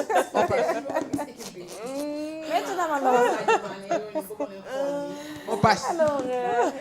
ñu daal di jàll ci beneen. Moumi Seck épouse de Bougane Gueye Dany quitte le groupe D'accord. effectivement asi muy information bi nga xam ne maa ngi ko jëlee ci Dakar Actu ñoo indi information ki nga xam ne mooy Momy Seck di doom si Thione Seck ne woon nekk toujours voilà soxna ci Bougane Gueye Dany dernièrement bi information boobu génnee comme quoi que ni tax na 3e femme ci ki nga xam ne woon na employé am bon moom génn na daal di def benn dafa officialiser au fait sa démission ci benn mail adressé ko ñi nga xam ne moom lay liggéeyal daal di démissionner ci poste boobu nga xam ne moom lañ ko joxe woon mais bon ñi nga xam ne waaw ñi nga xam ne waa Dakar Actu nee nañu mënul woon supporter le fait que mu nekk son employé la jëkkëram daal di waa Dakar Actu ko wax nag doy na waar no comment waaye doy na waar daal alors 4 mais su ma doon du ma démissionner 4 Sénégal émergent à la découverte de la préfecture de Tambacounda. effectivement asi loolu moom defe naa information bi nga xam ne maa ngi ko jëlee ci waa Dakar Buzz site internet yu bëri aussi daal di ko reprendre les images parlent d'elles-mêmes defe naa image yi waa régie dinañ ci jàppale ñu xool préfecture Tamba ni mu mel jamono jii ñuy wax Sénégal émergent. je me demande même ñoom nan lañ ci mën a nekkee jamono ji ba war a am nañu fa nekk ba léegi nan la ñu mën a nekkee ci condition yi nii ci liggéey ci lu mel nii te Tamba moo feeñ ne am na préfecture yu bëri yi nekk ci Sénégal ci région yi non mais c'est autre chose nañ jéem a xool yan matuwaay lañ ci jël pour jug ci lu mel nii parce que rafetul du tout ñu dem jàll ci beneen wax ci concert bi nga xamante ne moom mooy bu Wally Seck ñu ne c'est un coup raté. waaw asi mooy information bi nga xam ne maa ngi ko jëlee ci sans limite.com moo ñu indil information bi bon génne nañu ay photo yu wane concert bi que c'était pas plein image yi xam naa dina jàll après régie dinañ ci jàppale dinañ gis ni am na ay saisi yoo xam ne quand même kenn togg fa woon peut-être liñ ko doon xaar fekk gisuñu ko ci mais bon toujours rek dinañu xam nañu aussi que dëkk yu mel na ay Genève ay dëkk la yoo xam ne bu fekkente ni xam nga déjà ñun suñu musiciens yi bu ñu demee réew ma suñu communauté sénégalaise bi daanaka moo fay nekk public noir la ñuy am man je me dis que moom mi Wally Seck il s'y attendait parce que dernièrement génn na ci waa DTV daal di wax ni mi ngi ci xaw a ragal tuuti parce que dëkk bu mel ni Genève pour une première fois fa muy tëgg benn Sénégalais di fa tëgg donc xaaru ci muy fees mais na Sénégalais jàpp ni doomu Sénégal moo génn dem bu réussir ndamu Sénégal la bu échec aussi ndamu Sénégal la. peut-être que les informations aussi dañoo wute. parce que tu entends ailleurs aussi ñuy wane des vidéos yi wax ne c'était réussi un coup réussi et autres. Maintenant sans limite et autres. xëy na c'est 20 000 places. Effectivement c'était énorme. Quand même ce que j'ai lu. parce que ñu fa demoon dit que il y a plus de la moitié de la salle était pleine. Ça fait 12 000 personnes. C'est énorme. C'est énorme. Alors ñu daal di jàll ci beneen moom mooy Serena Williams moom mi nga xamante ne dafa am polémique ak ki nga xamante ne moom mooy arbitre bi. effectivement Asi muy li nga xam ne ñu ngi ko fa doon joué fan yi passé muy finale dame de l'US Open ñi nga xam ne ñooy joué tennis doon fa jongante ki nga xam ne mooy Serena Williams doon fa jongante finale bi ak benn japonaise bi di benn jeune fille bu am 21 ans elle a juste 21 ans mu def fa benn prouesse bu rëy par rapport ak Serena Williams parce que dafa dem ba remporté li nga xam ne mooy match boobu ñu doon joué bon moo ki nga xam ne mooy Serena nag elle s'est sentie un peu voilà xam nga rek elle est frustrée effectivement jàpp na ni arbitre bi da ko doon sàccal parce que nee na ko voilà nee na ko voleur la ko kii na ko daal di teg mais gannaaw bi mu waxee yooyu am ay kaddu yoo xam ne jëmale na ko ci ki nga xam ne mooy arbitre bi jóg am na ay sanctions yoo xam ne daan na ci moom lu toll ak $17,000 daanu na ci moom muy nag situation boo xam ne metti nañu bëri même ñi nga xam ne tennisman yi nga xam ne nee nañu góor ñi nga xam ne bokk nañ ci ñooñu génn nañu def seen ay remarques ci seen compte Twitter daal leen xamal ne ñoom wax nañu lu gën a garaaw li Serena wax mais mosul am ay sanctions yu mel noonu c'est parce que moom jigéen la moo tax mu mel noonu mais warul mën a demee nii mu am tamit association bi nga xam ne ñoom ñii di jouer tennis foofu ca États-Unis daal nañ jóg daal di ci jàppale Serena par rapport ak sanctions yooyu ñu daal di ko effectivement di ñaawlu bu baax a baax ouais jox ne jugul pour tricher du noonu la koy defee effectivement et tout en tout cas merci à toi Asiatou di nga di am na solo tey merci aussi Nafi merci alors merci Passa Seck on va suivre une vidéo daal di dellu ci plateau bi.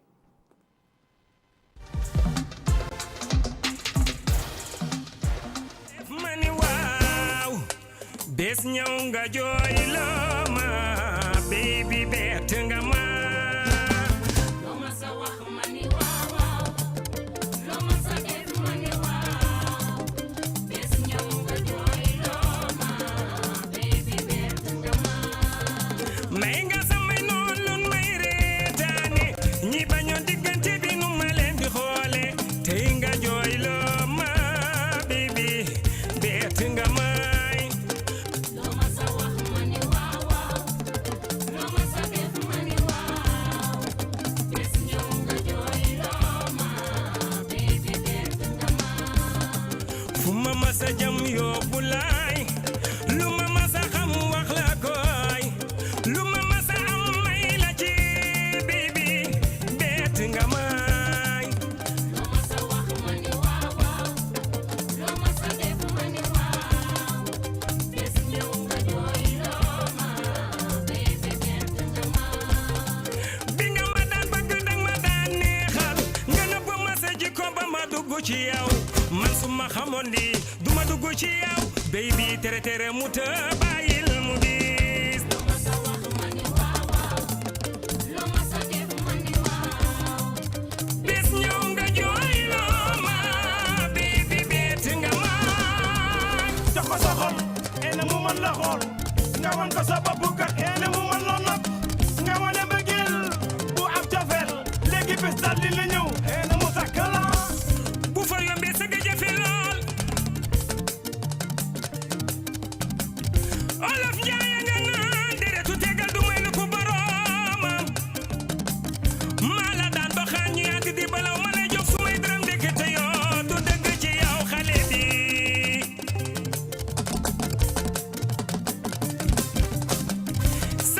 ci yow sama la bu ñu naaw sama diggante maa ngi aw umpul samay dëkkandoo loolu dëgg la ay sami léegi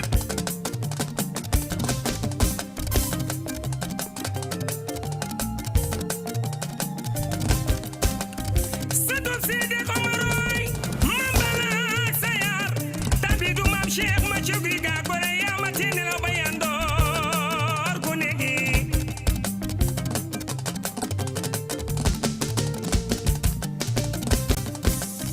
loo ma sa wax ma ni waaw waaw loolu dëgg la loo ma sa def ma ni waaw jibi way nga bés ñëw nga jooy loo ma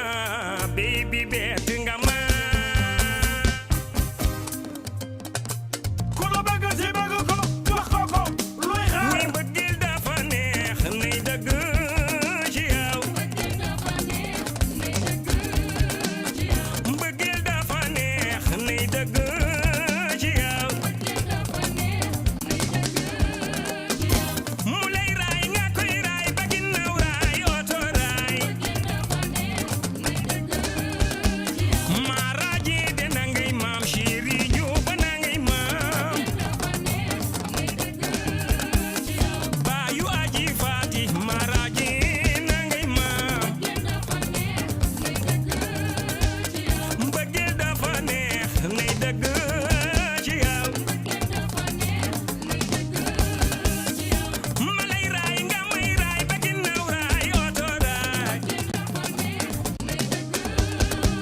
Abdou Dieng mooy sa baay Bousso Ñang mooy sa yaay koo ñappee njéeme yaayi sooy na ngay maam Alors, changement de plateau, on a day xaar ci deuxième partie 12-14 ak rubrique entrepreneuriat moom ak invité am di Fatimata Abdoulaye Baro et les présidentes du mouvement national Femmes Action pour l'émergence ñu ngi ak la toute belle Marceline moom aussi mu ngi ci plateau bi xam naa ne ci kanam tuuti dana moom rek laay wax mu nuyoo on a aussi suñu artiste invité moom Djibril ndeysaan lay borom woykat bu neex borom baat bu macha allah bi alors ma belle dama lay bàyyi nga nuyoo yow. avant ñu enchaîner di sant yàlla julli ci yeneen bi tedd bi di gërëm sama sang boobu Baye Mamour Insa Diop depuis Ouest Foire di leen nuyu di dikk su si kanamee rek ci connexion. alors Ndeye Khar. ma bàyyi la sa invité maa ngi lay fay maa ngi nuyu Marceline di nuyu suñu invité bi di nuyu également madame Fatima Baro Ba tey mooy sama invité présenté nga ko léegi voilà moom mooy présidente Femmes Action pour l'émergence te dafay def également des journées de sensibilisation yu ñu tuddee 24 heures PSE donc ci DER bi ak couverture maladie universelle ak PSE donc moom laay jox kàddu gi mu nuyoo mu jàll tuuti ci programme mu DER bi moom lan la ci xam ak nan la liggéeyee ak ñoom ak programme yi nga xamante ne nii ci la nekk actuellement di ci évoluer. maa ngi leen di nuyu di leen sant di kontaan bu baax ci invitation bi man Fatima Baro Ba laa tudd di présidente Femmes Action pour l'émergence Femmes Action pour l'émergence nag nekk mouvement boo xam ne lépp lu fi programme président Macky Sall teg ñun suñu mouvement dañ jóg pour def promotion bi ak vulgarisation bi bu ko defee population yi nga xam ne ñoo ñu tax a jóg nu ñuy fexe ba am une idée des programmes ba pare nan la ñuy bénéficier wu ci programme yooyu ñun suñu mouvement ci loolu la ñu dox di def marketing réalisation yi ak tam population yi mun si gis seen bopp bu baax a baax. D'accord. Alors comme yéen ci loolu ngeen di yëngu mooy di promouvoir lépp ay actions yi nga xam ne président de la république daf koy lancé yéen actuellement DER bi promotion bi nan ngeen koy defee nan ngeen koy réaliser ak seen famille. waaw parce que ñun promotion programme président Macky Sall ñun xaaruñu ci bokk ci parti politique wala dara ñun suñu mouvement bi dafa nekk mouvement de soutien boo xam ne gis nañ action président Macky Sall yu mu fi teg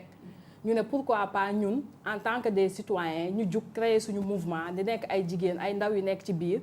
fësal réalisation président Macky Sall yi mais tamit programme bépp boo xam ne président teg na ko fi moom sax wax na ko nee na leen li gën a métti mooy teg programme mais leneen li nga xam ne nii mooy communication bi ci war a topp ak vulgarisation bi ci war a topp ba nit ñi gis ci seen bopp nañ ko fësal ñun nag fësal boobu xaaruñu ci les responsables politiques ñun dañ jug di def ay journée de sensibilisation di ko def ci plan Sénégal émergent di wane réalisation yi di ko def ci couverture maladie universelle tey population bi ñu ci gën a bëri ci ñoom xamuñu lan mooy couverture maladie universelle ñun dañ def ay journée de sensibilisation yoo xam ne dañuy jël benn expert bu PSE jël expert bu délégation à l'entrepreneuriat rapide des femmes et des jeunes mooy DER mais jël tam kenn koo xam ne couverture maladie universelle la nekk ñu woo ko ñu def toute une journée def tuddee ko 24 heures PSE ñu ñëw yendoog population bi ñëpp lañ ciy woo def nañ benn première édition bi ñu ngi ko lancé place du souvenir deuxième bi def nañ ko mairie de Mbour troisième bi récemment def nañ ko Parcelles Assainies di profiter ci occasion boobu di leen wax ne ñun suñu parrain mouvement bi mooy le ministre Amadou Ba ministre des finances moom moo ñuy gunge ne ñu def leen politique de développement femmes yi lépp lu ngeen leen mën a jàppale leen ko fépp ci biir Sénégal mais bu leen def politique politicienne ñun politique de développement boobu lañ jug population bi daal ñooñu tax a jug ci ñoom la ñuy sensibiliser DER bi booy xool sa sensibilisation yi bi ñu koy commencé place du souvenir boobu DER commencé gul dañ ko def ci couverture maladie universelle wane réalisation yi bi ñu demee ba ci biir président Macky Sall créé DER bi ne képp kuy jigéen képp kuy ndaw bu am projet bu dëgër ñëw financé leen ko képp koo xam ne tam yaa ngi jàpp sa liggéey ak nu munta toll bu dee 200 300 400 000 ba 500 000 la soxla jox leen ko muy autonomisation mu dem liggéey ñun ci cadre boobu lañ ne kon DER bi foog ñu dugal ko wax nit ñi lan mooy DER suñu première activité bi ñu koy def nit ñi xamuñu luy DER xamuñu nan la ñuy def ba inscrire xamuñu nan la ñuy def ba am ci financement boobu ñu ne pourquoi pas dem am na ñoo xam ne sax bi DER bi di commencé dañ dem fay ñu leen bindal ay projet DER bi mu demee ba ci biir ne non projet yi léegi nañ def ay canevas yoo xam ne dañuy faciliter population bi canevas ku nekk montant boo bëgg sa canevas mi ngi nii nga dem remplir ko dem déposer suñu sensibilisation bi ñu def Mbour am na ci salle bi ñoo xam ne commencé woon nañ fay pour ñu defal leen projet d'accord ñu ne leen loolu jar ko bi ñu leen sensibiliser ne leen canevas yaa ngi wan leen différents canevas yi am moom ngeen di jël dem inscrire fa ne boole ci seen résidence ak seen photocopie carte d'identité ngeen déposer ko DER ci cadre boobu lajju na ñoom lu bëri xamuñu ci réalisation yi am na ku ci jug ne xaw ma woon ne Diamniadio kon Diamniadio de jar na deuxième mandat xamuñu sax lan mooy Radisson Diamniadio xamuñu réalisation yi ñun ci cadre boobu la ñuy jóg di sensibiliser population bi ne leen ñëw leen li fi président teg pour yéen la kaay leen ngeen jëriñu ci. D'accord, on fera ça plus amplement Inch'Allah parce que moom foog mu dellu si waat moom Fatim parce que c'est très intéressant li mu wax en plus il y a eu beaucoup de critiques par rapport même à la délégation à l'entrepreneuriat rapide voilà bu DER mu leer ñu petit à petit qu'est-ce c'est quoi pourquoi toujours les critiques mais dañuy daal di avancer ci suñu artiste bi la toute belle bu gisee Djibril Diop sa xel ci lan lay dem. waaw su ma gisee Djibril Diop ci kër gi la sama xel di dem. Asietu parce que Djibril Diop yaakaar naa ne du fi gana moom ci ñu mën naa wax ci ñu moom RDV la bokk. ndax ñëw na fi ñëwati fi. te macha allah li tax mu fi ñëw tout le temps mooy li muy liggéey dafa rafet dafa am solo te il est bien aimé par la population sénégalaise surtout côté bi mu bokk côté Laye Mactar bi. ndax comme gis rek sa xel ci Laye Mactar gi lay dem. la dernière fois ñëwoon nañ fi. def fi lu am solo ci plateau bi. je pense que moom su dellu see tamit ñun suñu xel dina dellu si waat tuuti mu demaat ci loolu noonu ci baat mu neex bi mais j'aimerais également savoir Djibril Diop lan nga ñu indil lu bees li nga xamante ne xëy na waa 12-14 amuñu ko bale passé bi nga ñëwoon woon. dama leen indil Démaraay. ndeysaan morceau bi mi ngi tudd Démaraay. mais avant tout maa ngi nuyu sénégalais yëpp di wax kër gi yàlla na fi yàlla dolli xéwal ci barke Serigne Babacar. ci barke Seydouna Mohamed yéen tamit yàlla na leen yàlla yokk seen liggéey yokk seen salaire. di wax suma yaay fi mu tëdd yàlla na suuf oyof ci kawam sama papa fi mu tëdd yàlla na suuf oyof ci kawam di nuyu sama famille sama njaboot di nuyu sama fans club yëpp di nuyu suma mbokk yi suma mag yi surtout suma staff ñoom Pape Moussa ñoom Samba Kaati Mam Bax Assane ñoom ñëpp maa ngi leen di nuyu ñëpp maa ngi nuyu ñëpp ayca Démaraay bi Djibril suñ ci duggee lu waral Démaraay waaw mbëggeel trahison la loo mës a wax ma ni waaw loo mës a def ma ni waaw bés ñëw nga jooyloo ma béy bi bett nga ma may nga samay noonu lu may reetaane ñi bañoon diggante bi nu ma leen di xoolee xale bi bett nga ma pourtant bi nga ma daan bëgg yaa ma daan neexal nga nëbb ma sa jikko ba ma dugg ci yow su ma xamoon lii du ma dugg ci yow tere mu ta bàyyil mu gis kooku trahir na ma mais loo sànni rek am na ko bëgg for ko ba sang ko defaraat ko waaw am ku ma gis sang ma defaraat ma ni ko mbëggeel nag dafa neex waaye nay dëgg ci yow ma lay raay nga may raaw bëgg naa raay oto raay. mais Asietou Djibril day mel ni li mu fi wax yëpp dafa mel ni daf ko concerné personnellement lu mu dund la voilà. non ñëpp ko dund yow dund nga ko man dund naa ko soxna si toog sax ñoom ñëpp dund nañ ko ñëpp am nañ mbëggeel fu leen mës a taraay ñëpp ko dund wax dëgg fa yàlla ñëpp ko dund ñun ñii ñëpp dund nañ mbëggeel boobu. mais est-ce que du lu lay concerné wala loo xamante ne dafa concerné kenn ci sa entourage bu proche wala personnellement quoi parce que su dee man soo bëggee jël exemple ci man wala ci Asietou dafay yomb torop. waaw suma xarit dund na ko man dund naa ko keneen ak keneen dund na ko. nga gis si lan ci démarrage bi naka la ko population bi adopté. dañ ko bëgg. nit ñëw na ba sama kër ne ma man maa tax nga woy woy wi. ndeysaan barki Seydouna Mohamed barkaati démb.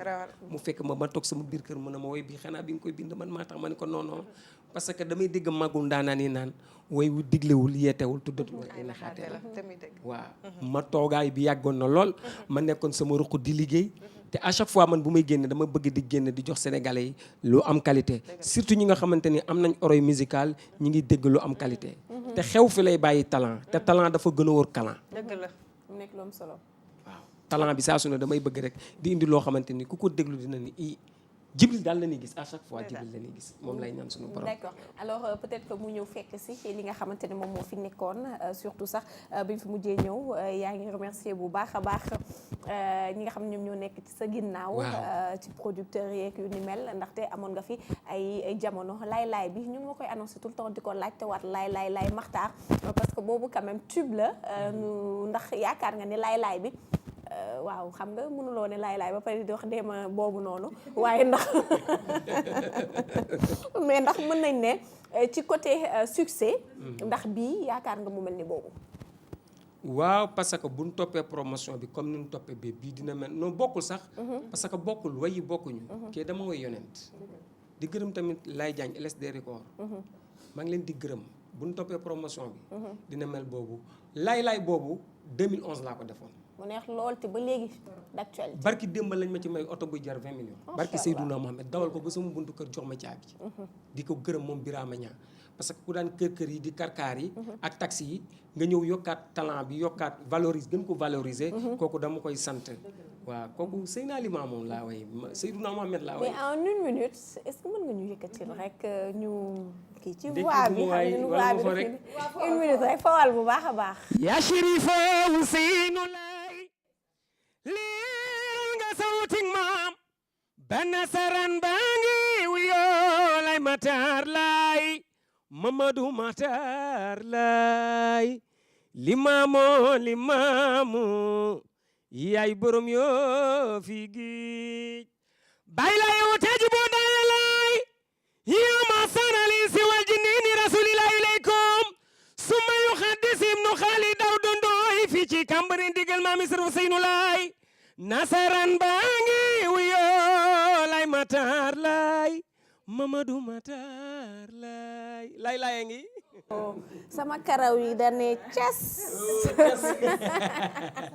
pour woon non dafa neex li ñuy wax rek ñooñu noonu suñu homme saint yooyu way ci ñoom xol yi dafay daal di neex naat merci beaucoup ci ni nga ko génnee wayaat naa ko lu am solo la wayaat naa ko lu bokkul ak lii macha allah mais raay boobu noonu doo ñu ko yëkkati tuuti rek boobu tamit loo ma sa wax ma ni waaw loo ma sa def ma ni waaw bés ñëw nga jooy loo ma bi beet nga may nga samay noon lun may reetaane ñi bañoon diggante bi nu ma leen di xoole tey nga jooy loo ma bi beet nga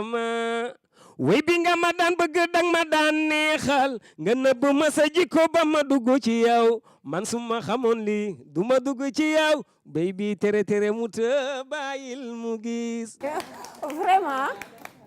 vraiment talent macha allah yal na la yàlla jàppale bëgg naa nga weesu fii bu baax a baax malheureusement temps bi jot na dañ lay bàyyi da nga wax sa dernier mot. waa lii gàttul. waaw da ngay dellu si waat yoo xam nga fii sa kër la fii sa kër la. waaw maa ngi nuyu ñëpp di wax ni tali bi moo xatoon. moo war a retard bi nii. di leen nuyu encore une fois parce que Sénégal du waykat yi musiciens yi la ak yéen animateurs yi ak animatrices yi ak journalistes yi mënoon nañ ko def mu neex nit ñi lool. mais soo leen ko tegul kenn du ko xam. may gën a dénkaat sama bopp waa kër gi. ñu teg fii ku fi dem dañ la jàppale ah. dëgg la yonent bi ko yàlla yónnee muy woote l'islam su nekkoon moom kese islam du am doole. mais dafa am ñu ko jàppale muy saxaabaam mais kon kër gi def naa ko ci samay saxaaba. teg leen ci seen loxo ñu jàpp ci. du nuyu ñëpp du nuyu sama fans yëpp ne leen wax temps bi moo gàtt. mais allez boo gis am na retour dañuy ñëwaat 12-14 incha allah. yow ñoo la bëgg. ndeysaan loolu la yàlla def. ndeysaan dañuy yëngal suñu dañuy yëngal daal. dëgg la waay merci en tout cas. ok merci ba beneen yoon incha allah. merci Ndeye Khar. nag ñu andilaatal suñu Fatima. ndeysaan waaw parce que mu ko am solo la. incha allah merci ma belle. d'accord merci Fatima. Ok, merci amis beaucoup. téléspectateurs émission bi jeex na pour tey mais demain incha allah on vous donne rendez-vous